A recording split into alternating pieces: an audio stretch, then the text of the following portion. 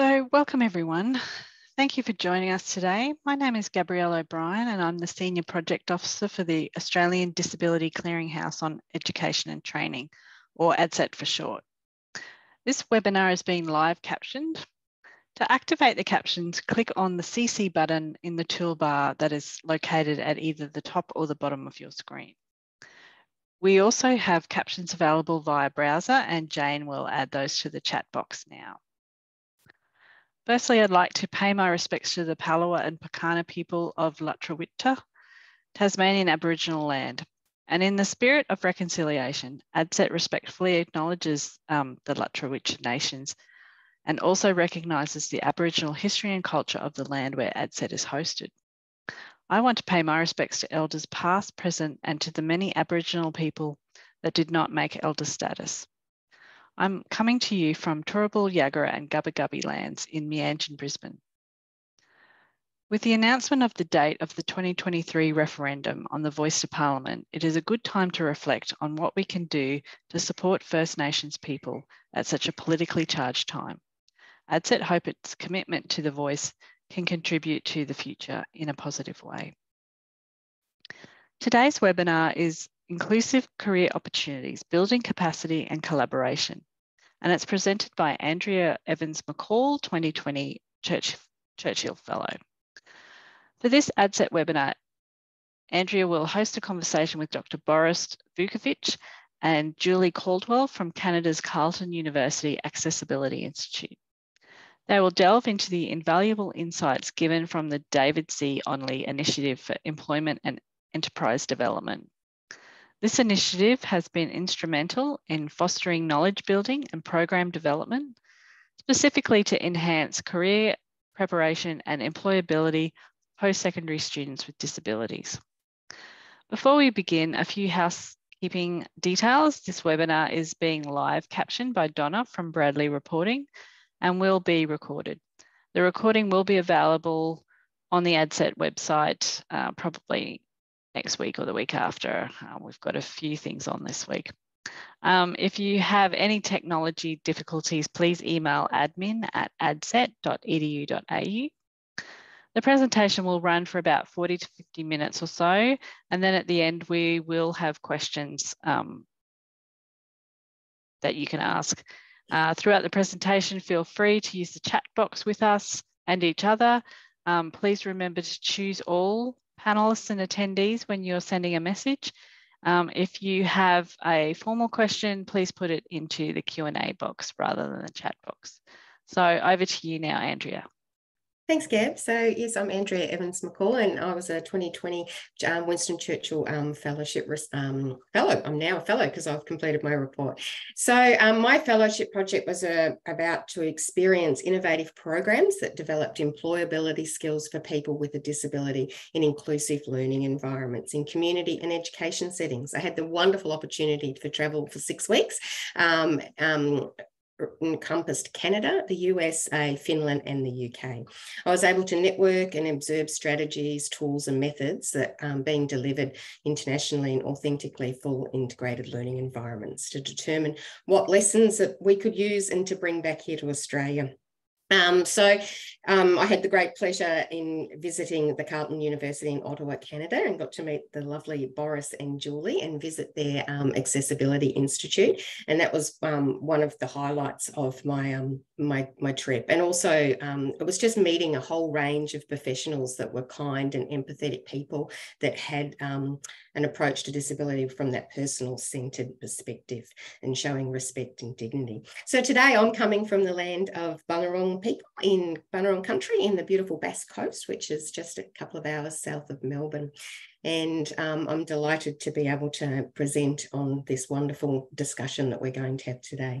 So I'm going to hand over to my colleagues, Boris and Julie, and they're going to give us first off a little bit of an overview about the Accessibility Institute at Carleton University, and then we're gonna get into some questions that are gonna unwrap the amazing work that they're doing there. So over to you, Julie and Boris. Okay, thank you. And Julie, we have not practiced any of this, so we will wing it. to see how we go about this background. And just first to say hello, we're Julie and I are joining you from Ottawa, Canada, the traditional and unceded territory of the Algonquin Nation. So Julie and I have worked with Carleton for many years. My background is in disability services for about almost 20 years, supporting students with disabilities, primarily students with non-visible disabilities, which is an area that's also personally relevant. Maybe let me pause there, Julie, just to give you a chance for a brief personal introduction, and then maybe we can reflect on the background that's relevant for this. For sure. Thanks, Boris. And hello, everybody. I'm so excited to be here. Thank you, Andrea, for the opportunity to join. As Boris said, my name is Julie Caldwell, and I have the great privilege of being one of the key members of the Accessibility Institute at Carleton University. We're going to unpack a little bit about some of the great work that we're doing, but really excited to be here tonight to talk a little bit about the David C. Onley Initiative, of which I had one of the leadership roles in the implementation of that project from 2018 to 2020. So thanks for having us. Yeah, so we'll touch on the David C. Onley specifically, the background for that initiative, but there's a bigger context behind that. Carleton University has put a lot of investment and effort and just passion into supporting students with disabilities, going back to the 80s, which is, as some of us know, it was the best decade ever. That's where we began developing support services for students who were attending Carleton University. Carleton University is a little bit lucky in the sense that it was designed from the start to be very accessible. All the buildings on campus are fairly close together and connected with underground tunnels. At the same time, we've established 24/7 attendance services. So students with very significant mobility disabilities can have a personal attendant 24/7. Which allowed students who traditionally would not be able to attend campus and classes to do so at Carleton University. So it really started with that, and the disability support services formed around those early services or supports for students with disabilities. And it just grew from there. Carleton University truly has developed a culture of accessibility, as we like to think and say, and challenge ourselves as well. We're one of the rare universities who has undertaken a comprehensive accessibility strategy to identify gaps in accessibility at our institution. One of those gaps over the years we have noticed was employment and employability of students. So like I said, I have worked with students for many years, and the conversations was always difficult to have within disability services about employment, because we simply lacked the skills. And Julie actually started her career in career services. So maybe Julie, I don't know if you wanted to reflect. I know we have some very specific questions, but I'm sure you would agree that there was that gap in terms of supporting students with disabilities in preparing for employment. So we've started kind of breaking out of our traditional disability services mandate and wanting to do a bit more, including that life after university. Which is how we formed what became called the READ initiative at the time and evolved into the Accessibility Institute. It was just a fortunate development that around the same time the Accessibility Institute was formally established in 2018 when we received funding for the David C. Onley Initiative. And I will pause there. I don't want to give you too much because we want to go through some of the some of the questions. And Julie, over to you for any other background, if you want to. Yeah, I was just going to really briefly, for the Accessibility Institute, we do a fair bit in applied research in a number of different areas, not just employment, but we've got a number of different projects between acoustics and housing and transportation and neurodiverse environments and those types of things. So we're quite involved there. We do a fair bit in education and training, and we're working on launching a new accessibility certificate as well. So there's no shortage of things happening at the Accessibility Institute, including our Canadian Accessibility Network. That is sort of as a place to link arms with public, private, not-for-profit community service organizations from East Coast to West Coast in Canada. So a place where we can come together and collaborate and work towards advancing accessibility. It's in all that we do. Great. So as I said, earlier, that for me, one of the highlights of my fellowship travel was visiting the Accessibility Institute. And Jane's popped in the chat box there the link to my Churchill Fellowship report, and as well as the final report for the David Onley initiative that we're going to be unpacking a little bit more of as we move along. So for me, I just wanted to add to that. About that Accessibility Institute. Like for me, when I consider true inclusion, I believe accessibility must be embedded in our work to create ableism. And, like I was just blown away by visiting Carleton and just seeing all of the things that just really encompass that. So, it's a great pleasure today. And thank you both for staying up. It's very late at night for you back there in Canada to join us today. So we'll jump into the questions. So the first one is, could you provide a brief overview of the David C. Onley Initiative for Employment, Enterprise and Development and its primary goals?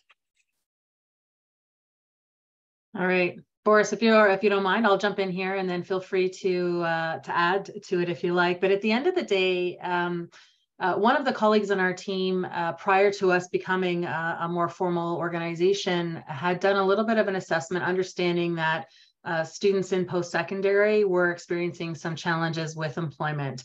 And so in that, a bit of an environmental analysis, there was clearly an opportunity for further exploration into how could we reduce that gap for post-secondary students gaining access to meaningful employment. And so, at the end of the day, a proposal was written, funding was granted. It was much more complicated than that, but the good news is it happened. And, we started work on what is called the David C. Onley Initiative. And you're going to hear me refer to it as 1.0 because we are actually immersed in 2.0 right now. I won't get too sidetracked into that, but it's important because the work we're doing in this area for post-secondary students with disabilities and employment is not over. It's continuing and it's evolving. And I think that's really important. And what we're doing is we're taking what we learned in this first project and we're now applying it in other areas in Canada to test our model and what came up from that. So at the end of the day, we're having conversations about, what can we do to help reduce that employment gap for post-secondary students with disabilities, and having those conversations with career centers, disability and accessibility offices, employers, community service providers, and greater student support services across campus. Did you want to add anything, Boris, or did you think Julie's done? Oh, I'm saving some juicy stuff for the next question. One. That's all right. Yes. So the next question is, what were the driving forces behind the creation of this initiative, and what gaps or challenges was it intended to address? Yeah. So Julie talked about the environmental scan and at one point, Julie said that it was a little bit more complicated than just submitting a proposal, and that's an understatement.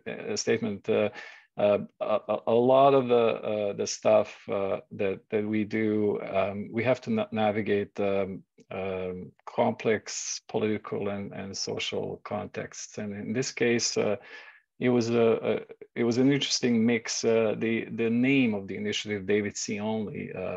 The initiative was named after the province of Ontario's Lieutenant Governor General, David C. Onley, who served in that role for some 7 years.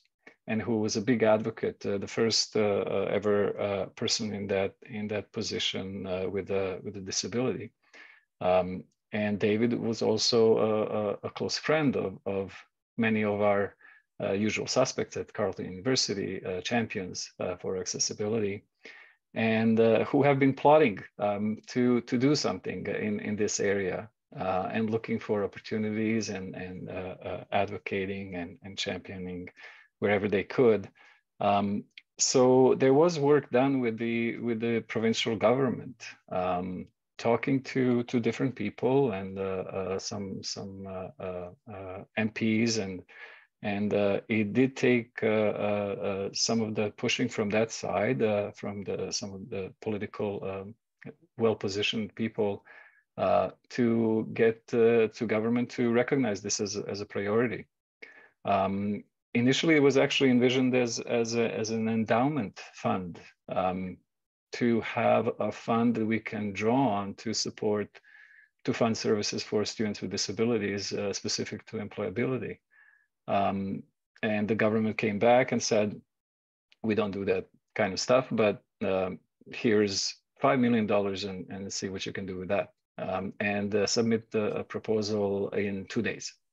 So that kind of literally, and those in the audience who have dealt with the government, I know they can relate to this. You know, when a certain time of year comes, you know, they will come around and ask you to submit something overnight. And yeah, it was fortunate that we always had that group of champions who were ready to do specific actionable things in accessibility, and we pulled it together, and that's how the initiative came to be. So a lot of people power to answer the question about driving forces. It's really about people knowing people and working together. That's great when you get those champions, isn't it? In the government. Andrea, I was wondering if I could just add a little bit to something that was just said, just in terms of the overall mandate of what we were doing in the project. I didn't do a very good job of addressing some of that. So, you know, one of the things that, or there were sort of 5 pillars, if I could put it that way, that we looked at throughout the project, just to set the stage for some of the next questions that are coming out there. One of the things we were looking at was collaboration amongst the on-campus partners, but also in community. We were looking at accessible events and accessible career and employment initiatives that were happening. And so how could we make campus-related activities in the Ottawa area more accessible for as many students with disabilities as possible? We talk about things called employment pathways, and making sure, and for us, our definition of employment pathways was how could we make sure that a post-secondary student with a disability had access to pathways such as volunteer, summer, part-time, co-op, internship, practicums, and full-time employment upon completion of their degree, when their academic programs and journey is not necessarily traditional in terms of full-time all the time and that type of thing. So we looked at accessible employment pathways for students. We looked at something that we call the Employment Pathways Facilitator, which we might get into a little bit later, and we can give you a bit more information on that one. And then we looked at addressing cultural change and awareness and bias. And so how could we affect positive change around hiring post-secondary students with disability? So those were some of the key mandates of what we were working on in this project. Thanks, Julie.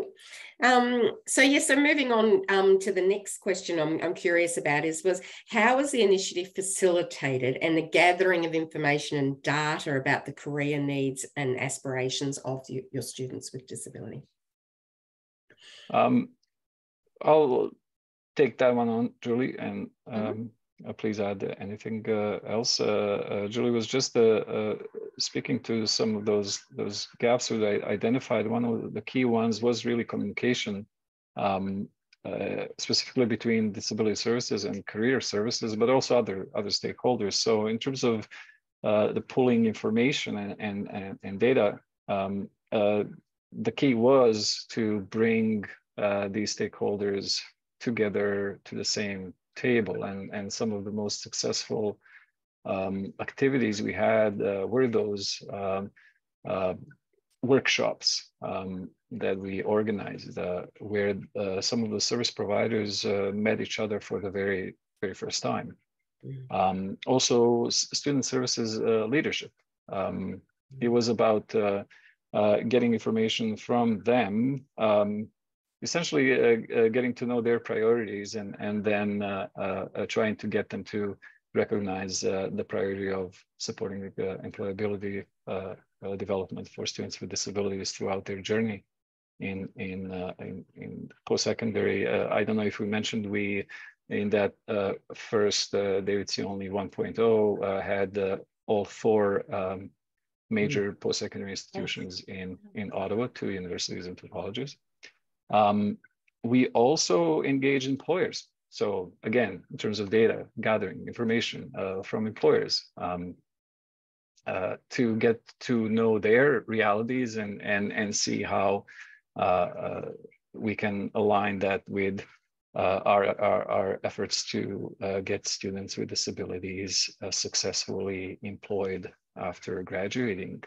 And of course, the most important source of information were the students themselves. I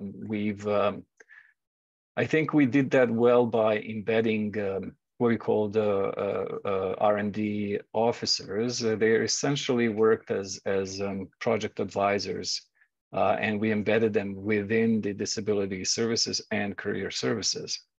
So they were able to speak to students directly, but they were also able to talk to the service providers and observe those relationships and processes internally, how things were done.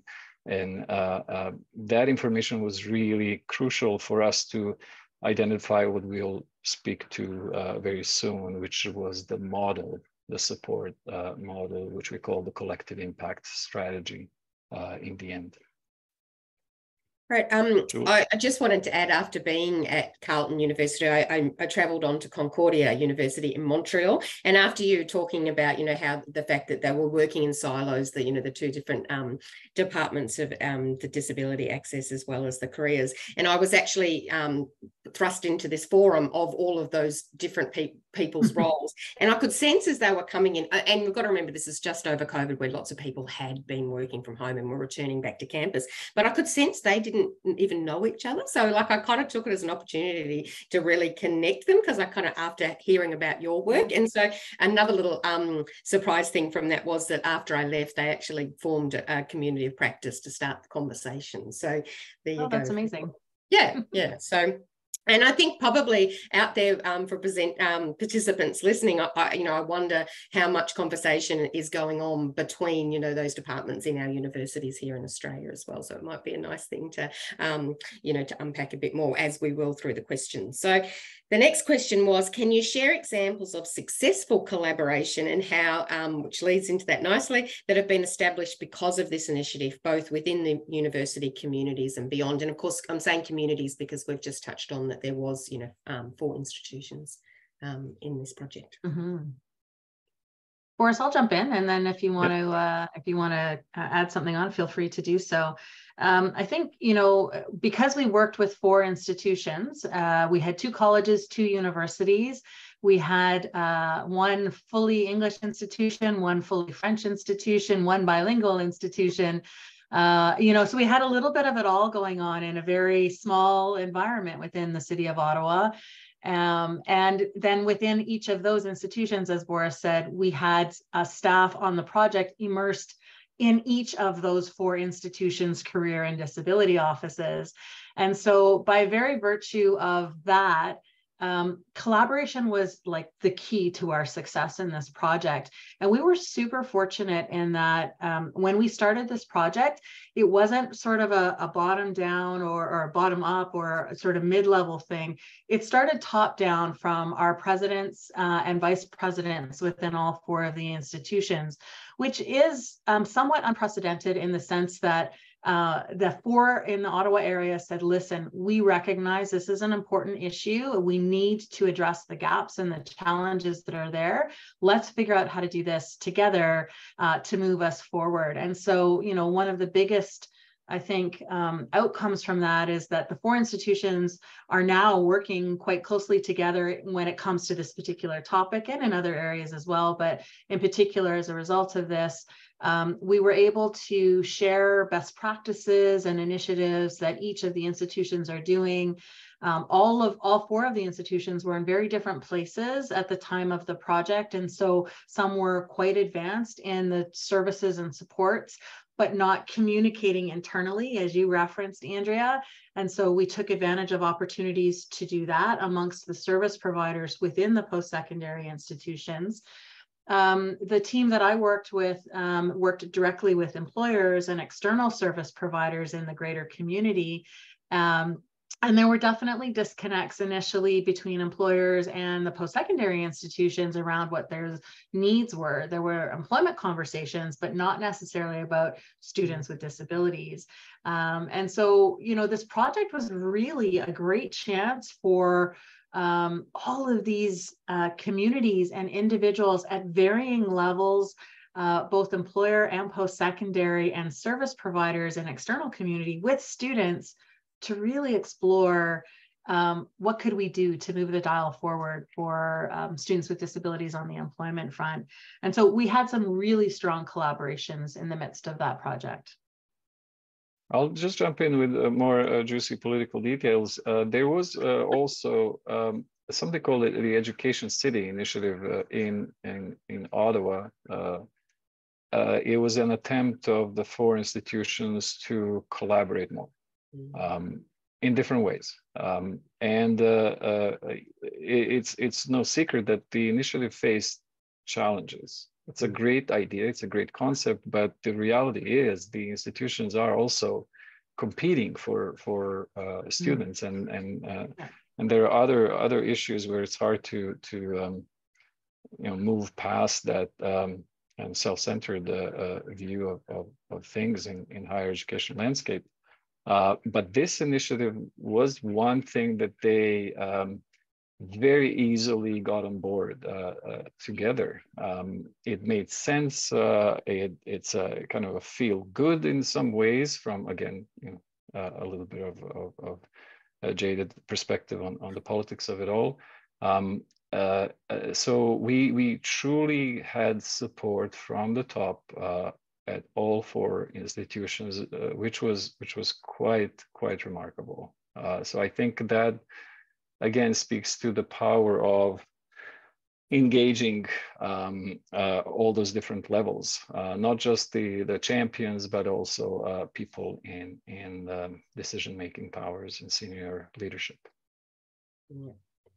So the next question is really, and I think we've been touching it on in your answers already. How has the initiative helped bridge the gap between the career service and the disability services on the campus and on the campuses? And what strategies in particular were effective in achieving this? And I do remember the conversation about the lunch and share. Yeah.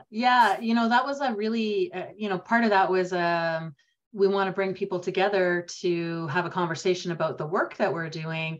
And at the same time, we were recognizing as soon as we started inviting people, it's like, oh my goodness, these groups have never actually formally had a conversation. There were informal conversations, there were informal referrals and interactions, but nothing with intention and purpose. And so one of the things that we did was really look at how can we keep the conversation going. And one of the pieces was that we know there are experts in career. We know that there are experts in disability on our campuses. However, the chances of having an expert in career and disability integrated like that, very rare on most campuses. And so, you know, we like to call it, we jokingly say that's a magical unicorn for us when you can get somebody who brings in both career and disability with that lens. A student who comes to a post-secondary institution is going to go and needs academic accommodation, goes to a disability office. they form a sense of trust and bond with the person that they're working with in terms of their needs and supports, eventually we'll get to a place where they need or want to talk about career, but then that person in the disability office rarely has the knowledge or understanding from career. And so there's then, well, I'm sorry, I'm not really sure I can help you, but go to career services.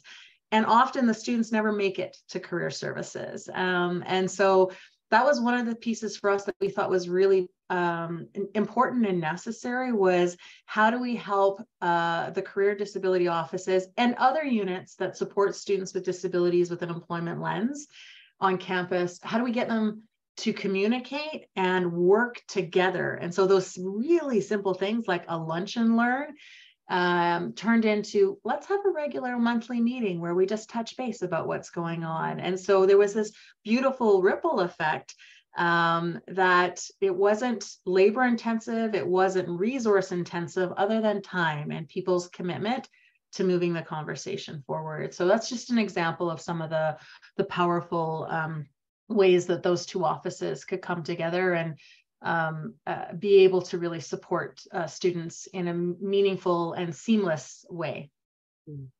Boris touched on earlier, and it's just gone out of my head what you called them, but the people that you embedded within those services. The R&D officers. Did they play a key role in bringing that? Were they the ones that facilitated those sessions? Absolutely, yeah. And we very intentionally designed our plan in that way so that we could have somebody in both of those offices learning how they work, how they function, what the needs are, where there's gaps, understanding where there's room to collaborate and have connections. And so our team came together regularly each week to share insights and learnings and say, oh, well, we're doing that in this area, but just in this way. Oh, well, have you thought about this as an opportunity to connect? And so they would work then with the teams in the respective offices to assess or design a new process or a streamlined way, or look at the technology that was used, because often the offices were using different platforms for engaging with their students. And so then there were conversations around, okay, there's clearly a disconnect here. One is not talking to the other. What can we do? Now, that's not a quick, easy fix, but it was an important conversation to say, okay, we're breaking things down now, saying, if we can't get you the information you need, the student has to repeat the challenge or the situation that they're in over and over and over. How can we avoid that if necessary to support them? Fabulous. So that leads on to the question, how can you highlight some specific ways in which the collaboration between these services has enhanced the overall career preparation and support for students with a disability? And I feel like, so Julie has really already started answering that question from the perspective of communication between the service providers in disability services and career services. From the student perspective, that allowed the students to tie together these conversations in a meaningful way that's specific to their individual needs. The students will come to disability services. Typically, the way that works is the disability service provider will look at functional limitations profile, speak to the student about the student's lived experience of disability throughout their history of their education. The conversation eventually turns to future, and there are big questions that come up, again specific to the lived experience of that student. And this will include things like, for example, accommodations or adaptations, as they're called elsewhere, and questions: how do I get that in employment setting?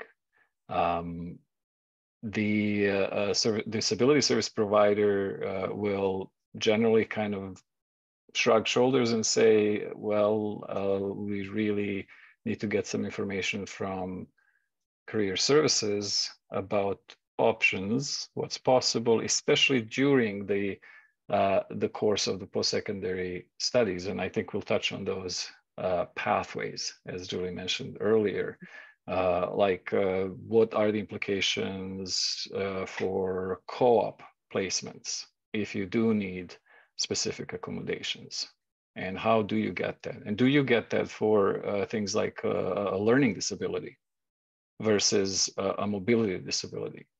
Mm-hmm. Will the employers be as understanding? What are the biases in terms of, let's say, non-visible disabilities?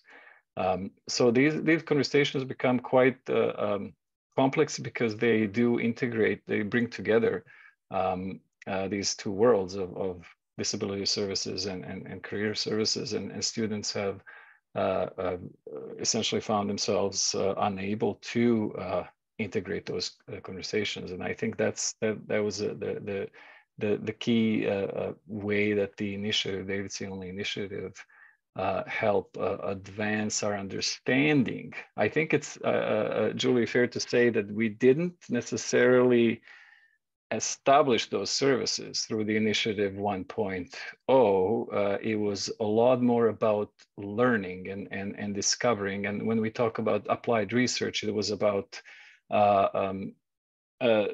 looking at what's happening, introducing some ideas, seeing how that works out, and again, collecting information, all with the purpose of developing this model of understanding what is the most effective way of supporting employability development for students with disabilities.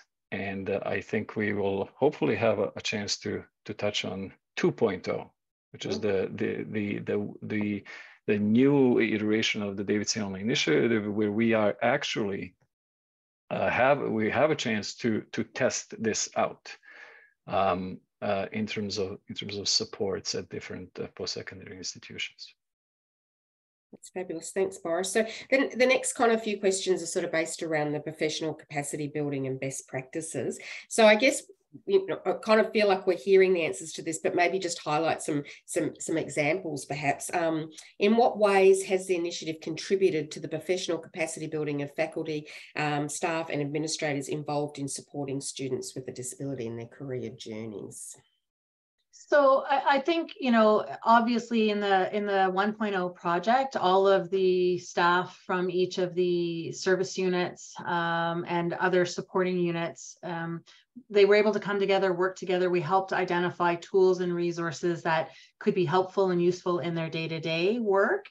And in the 2.0, as Boris was just talking about, what we're doing now is we're taking the model we designed in 1.0 and we're applying it in pilots and 3 other institutions across Ontario at the moment. But one of the outcomes of this 2.0 project that is really coming from our 1.0 is what we're calling a field guide. It will be an online platform very specifically designed to allow any post-secondary service provider that supports students with disabilities from an employment lens to go into this platform and basically not just follow the journey that we had, but apply the model of what we've identified as a way to build supports and mechanisms to enhance services for students with disabilities on the employment side of things.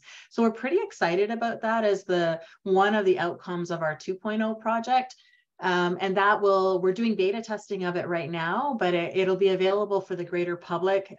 We hope by May 2024 to have that available. So we'll make sure we share that with you if anybody's interested. Yeah, fabulous. Yeah, but it's literally access to the tools and resources and frameworks and processes for many of the different things we did in the first project. So people don't have to start from scratch and reinvent the wheel.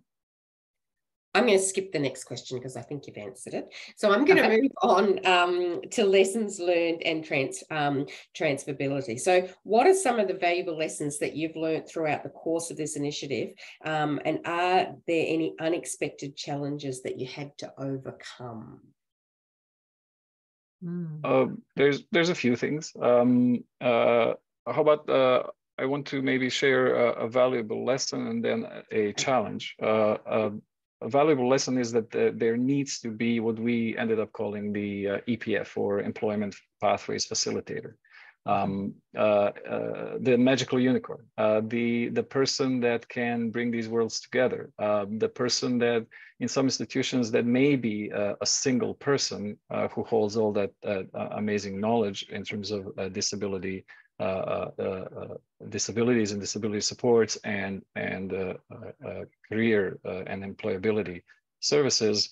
At other institutions, big institutions, that person may function more as a coordinator of existing services that already exist in disability services and career services, but is bringing them together so the student still has that one person they can go to and get that integrated support.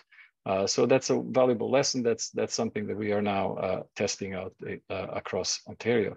In terms of challenges, I'll bring up, Julie can speak to a few of those as well, but I'll bring up different institutional cultures. As Julie mentioned, 2 colleges, 2 universities, bilingual, French, English, just vastly different cultures. And it was really remarkable and challenging to get to know the ways of the institution and how students are supported, and then try to find ways to bring it together into a model of supporting post-secondary students. We think we've managed to do it, but maybe Julie, I don't know if you want to reflect on 2.0 and how we do have to work with institutions to adapt our model, our approach to the specific culture of the institution. Yeah, so fairly quickly, because I know we're running out of time, but at the end of the day, what we walked away from with the 1.0 project was that in order to create this ideal environment of being able to support students with disabilities on their employment journey along those employment pathways, there were sort of 5 things that needed to be in play as part of that strategy. And one was the collaboration. A lot of people associate collaboration with external community focuses, and I think there's still a place for that, and absolutely with employers and community service providers. But really, the collaboration is the communication across campus and the service providers that are providing support and access to students with disabilities in that way, or are hosting career and employment events. The creating accessible and inclusive career events. A lot of traditional career fairs are large, overwhelming, and we heard from students with disabilities across the 4 institutions.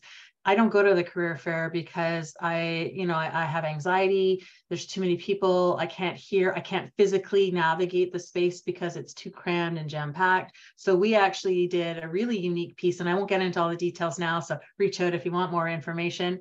But we created accessible career showcases where we redefined what a career fair could look like, and we worked with the 4 institutions to help design a model that works on those campuses that is specifically supporting the needs of students with disabilities. But we also have a version of how do you modify your current career fair to be able to make it more accessible and inclusive as well. Having those necessary conversations, sort of that 3rd piece around the employment pathways.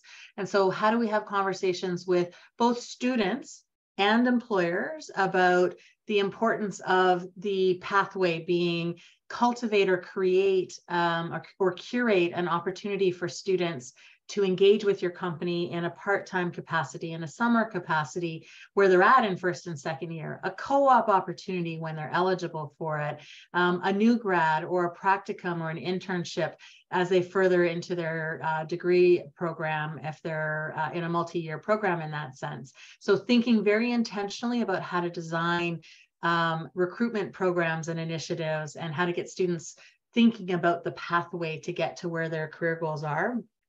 And then just general awareness. One of the tools which you provided at the beginning was for a resource called able2.ca. We knew one of the biggest challenges we were going to face in this project in the 1.0 and will continue to be a challenge is cultural awareness around the importance of hiring people with disabilities. And so we had very transparent, very vulnerable, very frank conversations with employers. You know, why are you not hiring a person with a disability in your organization? And it was simple things like, well, it's too expensive, or we're afraid to say or do the wrong thing and deal with human rights complaints. So we took each of those barriers, perceived barriers, and we unpacked it and we busted those myths, and we provided them with stats and data to help them make informed decisions about how their recruitment strategies could be very different in that sense. And we also did that on campus as well, because we know that there are shifts that need to happen on campus. So the model itself, we feel at the end of the day, all of those elements are what helps create this more inclusive and accessible campus and experience for post-secondary students with disabilities. Fabulous, Julie. And yeah, it was such a big project, wasn't it? There were so many moving parts. Yeah, we could spend the whole day talking about it. We could. So the last couple of questions I had, and I can see that there's some questions coming in as well. And I think this next one probably covers off on one of those questions. And this is around the inclusive employment opportunities. So how has the initiative contributed to creating more inclusive employment landscape for students with a disability? Again, emphasis on 1.0, 2.0. 1.0, it was really a discovery. It was the discovery and development of that model of best practices. 2.0 is about testing it across the province. So if you were to ask, well, how many students did you put into employment as a result of the initiative, we can't answer that. There is a great confidence, though, that these are the best ways to support the employability of students with disabilities, and I think that great contribution of the initiative is this immense scope that we were able to have, which typically institutions, post-secondary institutions, do not have resources to do and develop, and most certainly not within disability services or career services individually. So I think just being able to invest so much time and resources into this initiative to get that comprehensive, holistic understanding of how to support the employability of students with disabilities was the unique contribution of the initiative, and creating more inclusive employment landscape. So the last question I have, and then we'll move on to the questions in the box. Are there any specific employer partnerships or strategies that you're particularly effective in promoting inclusive hiring practices? And I know we touched on the hashtag #ABLE2, but was there anything else there that you wanted to add? I think that was an area for our project in 1.0 that we recognized that we didn't have enough time to be able to really dive into. It was clear that there are gaps, the conversations between employers and post-secondary that should be happening about what an employer's needs are, and having access to tap into this talent pool of individuals are not happening due to lack of time, resources, capacity, knowledge. And so I think there's room there for more continued conversations. We saw, though, the definite, we heard from employers, we want more tools, we want more resources. We're willing and open to doing this. We're just afraid to have the conversation. So teach us how to have it the right way. They're looking for prescriptive answers, and we've always said it's not prescriptive. Every individual is unique and different, so don't be afraid to have the conversations. We built the able2.ca website with intention of helping address some of those cultural barriers and perceptions and beliefs that are out there. And one of the other pieces you'll find on the Able2 website, if you do able2.ca/learn, we had funding for another project just after 1.0 ended to address the employer gap. And we created an online learning tool called Tap Into the Talent, directly as a result of our work in the 1.0 project, because we saw employers needed tools and resources. And so it's a very straightforward, very basic, almost a train the trainer kind of tool that people can go in, and it's there now. So for any of you on here, feel free to check it out, able2.ca/learn. And it's really just how to have the conversations, how to approach the conversations, how to provide supports and resources, and that side of things. So, yeah. That's fabulous. So I think we've got a couple of questions in the box. We might hand back to Gabby to bring those forward. But I'm thinking if there's a little bit of time after those questions, we might be able to touch on some of the 0.2. Sure. Totally. Thank you all for that. That's been fantastic. So we do have a couple of questions, and I'll just encourage people to put their questions in the Q&A box. Don't be shy. But the first question is, to what extent, if any, were former students now in employment involved in this project? Yeah, well, Boris spoke to this a little bit earlier, so I'll jump in right first, and Boris, feel free to add to it. But it was very important to us right from the get-go in 1.0 that all voices were a part of this conversation. You'll find actually on the able2.ca website, we have reference to a number of different champions, and those are both students, and they were students at the time, but several of them have now graduated, graduates at that time, and external members of the community or employers, or from our post-secondary institution partners who were effectively champions. And so we sought student voice, lived experience in every element of what we did. That was a very important piece. I'm not sure if you have the same sort of expression as we do, but nothing without us. And so we made sure that everything we did included that voice in many ways. And even within our own team, we made sure that we were having those conversations and hearing from the individuals we needed to. Boris, anything you want to add to that? If I'm reading between the lines a little bit, there is that question of lived experience and participation in projects like this one.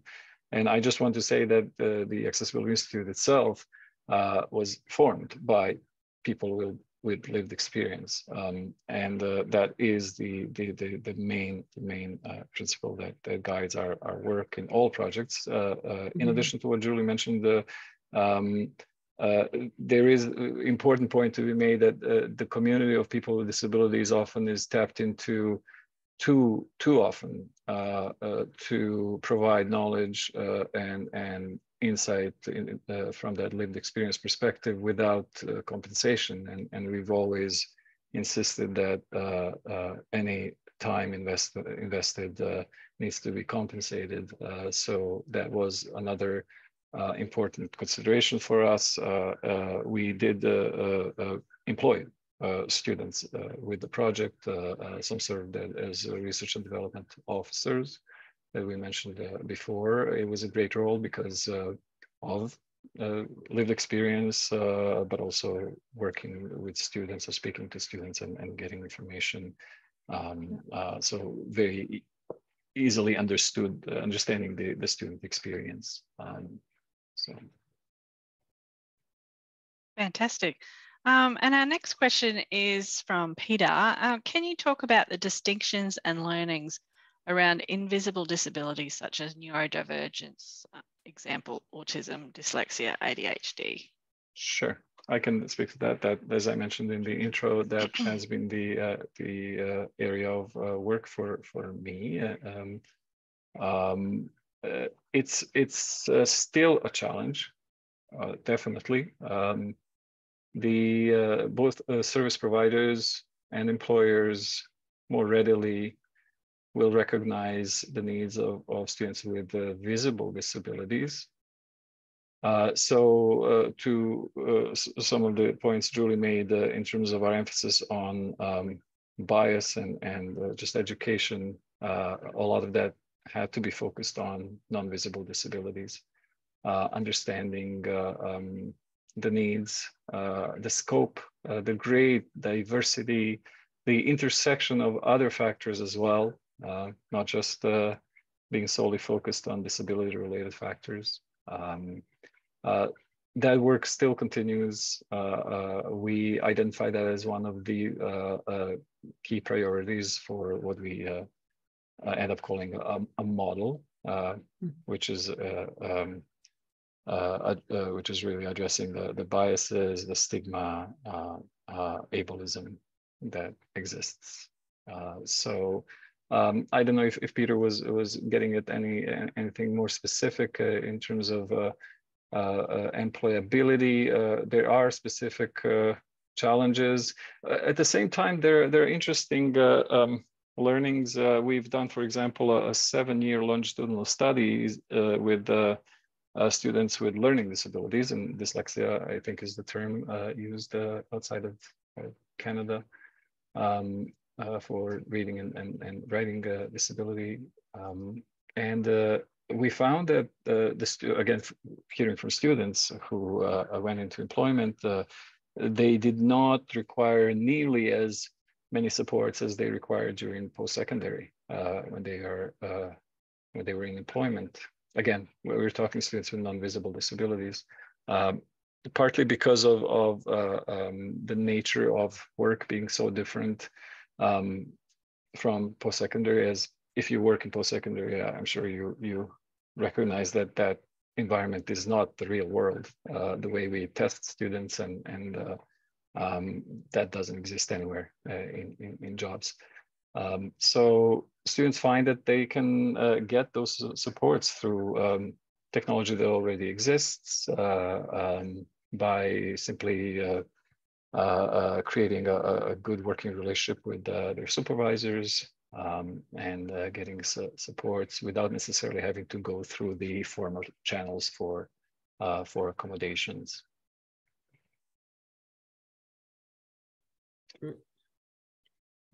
Gab's got a mic on mute. Sorry, you'd think I'd sorted that by now. Thank you, everyone. We've run out of time now, but thanks very much, Andrea, Julie, and Boris, for taking the time to share what you've been up to. It's really great to see this kind of work going on. Can I just add, Gab, sure. that just in the Australian context, we'd like to acknowledge that there is lots of good things happening across Australia in different programs. So my colleagues at the NDCOs have put a little bit of an overview together for us that will be sent out with the recordings as well of different things that are happening in Australia. And I'm sure Boris and Julie will look forward to seeing the links to those programs as well. So thank you, Boris, and thank you, Julie. Yes, and on that note, we will send an email of the recording today, which will go up on our ADCET website. And we'll also ask people to complete a short survey on this webinar and sign up to our newsletter. So for anybody who's free tomorrow, I'll just give a plug to our final day of ADCET's inaugural Universal Design for Learning Symposium 2023. It's not too late to register. And then we, as if we don't have enough to do this week, a symposium and 2 webinars, we've got another webinar on Friday from Glean, what's new so far in 2023. Plus they've got some new exciting features to demonstrate. So again, thanks everyone. Thank you to Andrea, Boris, and Julie, and thank you to Donna, our captioner, and to all our participants. Thank you. Thank you. Thanks, everybody.